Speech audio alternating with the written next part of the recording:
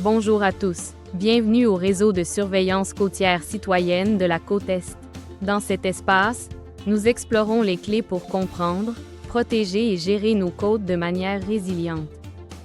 Ce chapitre est la 9e et dernière partie de la série consacrée à un sujet fascinant, le littoral. Coast Snap a été mis en œuvre dans plusieurs pays, démontrant ainsi son efficacité et sa polyvalence. Ces exemples montrent comment les programmes de sciences participatives peuvent générer des données précieuses pour la recherche et la gestion côtière. Coast Snap a connu une expansion remarquable, avec 200 stations réparties dans 21 pays. En Australie, par exemple, 44 stations ont collecté plus de 10 000 images. Ce rythme de collecte élevé est essentiel pour le suivi des changements côtiers rapides.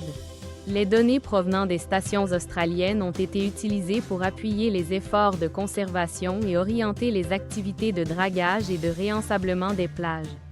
La participation de milliers de personnes témoigne de l'efficacité du modèle de science participative. Un exemple local est la plage de La Cantera en Espagne, où 2 stations ont été installées pour comprendre sa dynamique.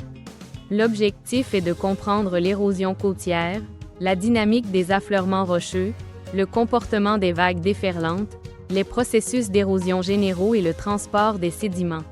Le programme COASTI est une collaboration entre Parcs Canada et l'Université de Waterloo, conçue pour documenter l'évolution des côtes au Canada. Des photographies vérifiées et anonymisées, prises aux stations COASTI, sont téléchargées dans la base de données mondiale afin de documenter cette évolution. Cela démontre que Coast Snap est adapté aux études détaillées dans les zones à dynamique complexe et qu'il contribue à éclairer la gestion locale. Votre participation à ce projet est précieuse. Merci de vous joindre à nous et ensemble, faisons la différence. Merci de nous rejoindre dans cet épisode et n'oubliez pas de consulter les autres parties de la série. Cette vidéo a été générée avec l'IA et fait partie du projet « Améliorer l'action climatique des scientifiques citoyens sur la côte et de la Nouvelle-Écosse pour soutenir la gouvernance des risques à plusieurs niveaux », financé par le Fonds de mobilisation des connaissances du MEOPAR.